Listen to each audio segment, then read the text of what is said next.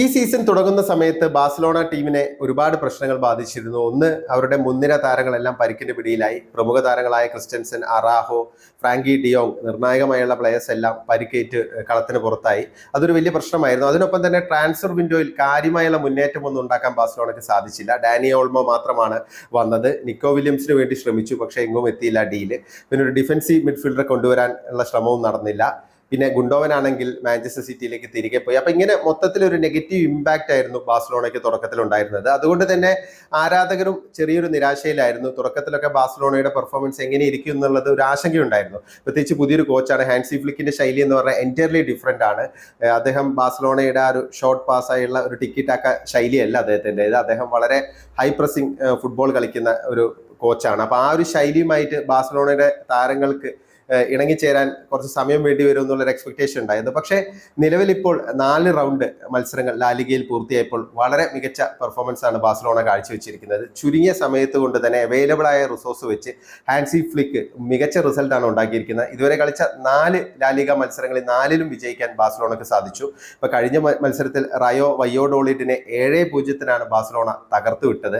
ആ ഒരു ബയൺ മ്യൂണിക്കിലൊക്കെ ഉണ്ടായിരുന്നപ്പോൾ ഹാൻസി ഫ്ലിക്ക് കൊണ്ടുവന്ന ആ ഒരു ശൈലി ഉണ്ടല്ലോ, യാതൊരു മേഴ്സിയും ഇല്ലാതെ എതിരാളിയെ തകർത്തു വിടുക. ബാഴ്സലോണ തന്നെ അത് പലപ്പോഴും മുമ്പ് അനുഭവിച്ചതാണ് ബയൺ മ്യൂണിക്കിനെതിരെ. അപ്പൊ ആ ഒരു ശൈലിയുള്ള പെർഫോമൻസ് ആണ് ബാഴ്സലോണയുടെ താരങ്ങൾ കാഴ്ചവെക്കുന്നത്. മുമ്പെങ്ങും കാണാത്ത വിധമുള്ള ഒരു ആവേശവും ഒരു ഒത്തിണക്കത്തോടുള്ള ഒരു കളിയൊക്കെ നമുക്കിപ്പം ബാഴ്സലോണ താരങ്ങളിൽ കാണാൻ സാധിക്കും. ഇപ്പൊ റഫീനിയെ പോലുള്ള ഒരു പ്ലെയർ ഒക്കെ, കാരണം കഴിഞ്ഞ 2 സീസണായിട്ട് കാര്യമായിട്ടൊന്നും പെർഫോം ചെയ്യാൻ പറ്റാത്ത, എക്സ്പെക്ടേഷൻ അനുസരിച്ച് പെർഫോം ചെയ്യാൻ പറ്റാത്ത ഒരു താരമൊക്കെ ഇത്ര മികച്ച രീതിയിൽ കളിക്കുന്നു. കഴിഞ്ഞ മത്സരത്തിൽ റഫീനിയ ഹാട്രിക്ക് നേടി. ഇതുവരെ 4 മത്സരങ്ങളിൽ നിന്ന് 3 ഗോളുകളും 2 അസിസ്റ്റുകളുമാണ് റഫീനിയയുടെ സംഭാവന. പിന്നെ ആ ഒരു ശൈലി, ഹാൻസി ഫ്ലിക്കിന്റെ ശൈലിയുമായി ഒത്തിണങ്ങുന്ന രീതിയിലാണ് കളിച്ചുകൊണ്ടിരിക്കുന്നത് ബാഴ്സലോണയുടെ താരങ്ങളെല്ലാം.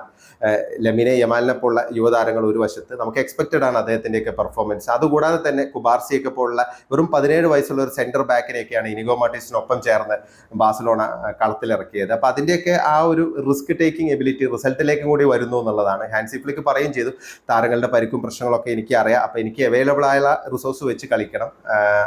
ഇപ്പം മാനേജ്മെന്റ് ആണെങ്കിലും ഹാൻസി ഫ്ലിക്കിന്റെ കാര്യത്തിൽ ഹാപ്പിയാണ് ഒരു പരിധിവരെ. കാരണം അദ്ദേഹം എക്സ്ക്യൂസസ് വളരെ കുറച്ച് പറയുന്നത്, അല്ലെങ്കിൽ എക്സ്ക്യൂസസ് പറയാത്തൊരു കോച്ചാണെന്നാണ് പറയുന്നത്. അപ്പൊ എന്തായാലും ഹാൻസി ഫ്ലിക്കിന്റെ ആ ഒരു ശൈലി എന്തായാലും ബാഴ്സലോണ താരങ്ങൾക്ക് ഇപ്പം നിലവിൽ ഇഷ്ടപ്പെട്ടിട്ടുണ്ട്.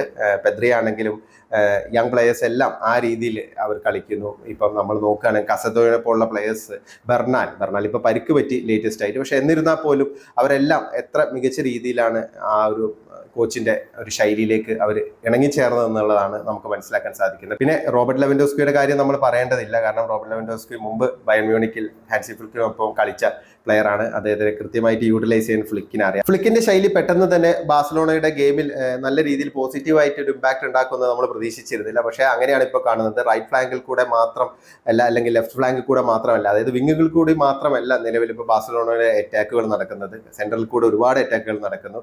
സെന്റർ ബാക്കുകൾ തന്നെ അറ്റാക്കിന് ഇനീഷ്യേറ്റ് ചെയ്യുന്നു. പെട്ടെന്ന് തന്നെ എതിരാളിയുടെ ഗോൾ പോസ്റ്റിലേക്ക് പന്ത് എത്തിക്കുന്ന രീതിയിൽ, അല്ലെങ്കിൽ ആ രീതിയിൽ എതിരാളിയുടെ ഗോൾ മുഖത്തേക്ക് പന്ത് എത്തിക്കുന്ന രീതിയിലുള്ള വളരെ ഫാസ്റ്റായുള്ള മുന്നേറ്റങ്ങൾ നടക്കുന്നു. പ്രത്യേകിച്ച് റഫീനിയെ പോലുള്ള പ്ലേയേഴ്സൊക്കെ അതിന് വളരെ മിടുക്കരാണ്. കാരണം അദ്ദേഹത്തിന്റെ ശൈലി, അദ്ദേഹം പ്രീമിയർ ലീഗ് കളിച്ചാണ്. അപ്പോൾ അദ്ദേഹത്തിന്റെ ശൈലി തന്നെ ഒരു ഫാസ്റ്റ് ഫുട്ബോൾ കളിക്കാൻ ഉതകുന്നതാണ്. അപ്പോൾ ആ രീതിയിൽ താരങ്ങളെല്ലാം കൃത്യമായിട്ട് അതിനനുസരിച്ചിട്ട് ഉള്ള റിസൾട്ട് ഉണ്ടാക്കുന്നു എന്നുള്ളതാണ്.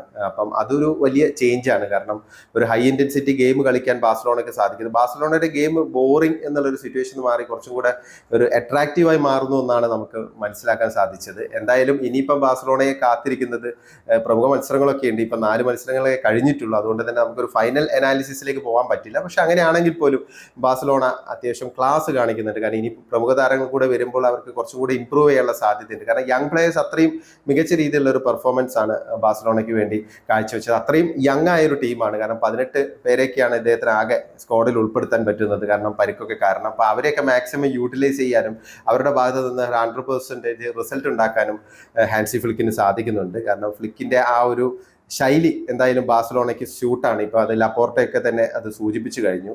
അപ്പൊ എന്തായാലും ഇനി വരുന്നത് വമ്പൻ മത്സരങ്ങളാണ്. ഇനിയിപ്പോൾ ലാലിഗയിൽ വളരെ എൽ ക്ലാസിക്കയൊക്കെ ബാഴ്സലോണയെ കാത്തിരിക്കുന്നത്. അതുകൂടാതെ തന്നെ ചാമ്പ്യൻസ് ലീഗിൽ ബയൺ, അതായത് ഫ്ലിക്കിന്റെ പഴയ ക്ലബ്ബായ ബയൺ എതിരാളികളായി വരുന്നത്. അപ്പൊ അത് വളരെ ആവേശകരമായ ഒരു മത്സരമായിരിക്കും. 8-2 ഫ്ലിക്കിന്റെ ടീം മുമ്പ് ബാഴ്സലോണയെ അത് ഫ്ലിക്ക് ബയൺ മ്യൂണിക്കിന്റെ കോച്ചായിരുന്നപ്പോൾ 8-2 ബാഴ്സലോണയെ തോൽപ്പിച്ചത്.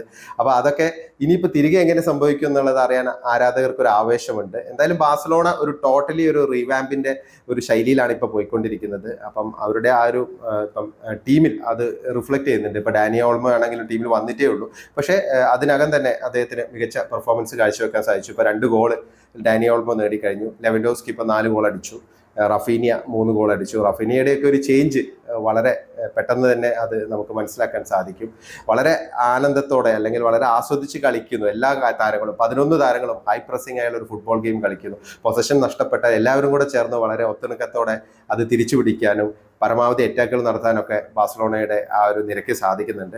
എന്തായാലും ഹാൻസി ഫ്ലിക്കിന്റെ ശൈലി ഇതുവരെ പോസിറ്റീവായിട്ടാണ് ബാഴ്സലോണയിൽ വന്നിരിക്കുന്നത്. എന്തായാലും അദ്ദേഹത്തിന് ആ ശൈലി ഇനിയും തുടരാൻ പറ്റുമെന്നാണ് ആരാധകർ പ്രതീക്ഷിക്കുന്നത്. ആ രീതിയിൽ സക്സസ്ഫുൾ ആക്കാൻ ബാഴ്സലോണയെ പറ്റുമെന്നാണ് ആരാധകർ പ്രതീക്ഷിക്കുന്നത്.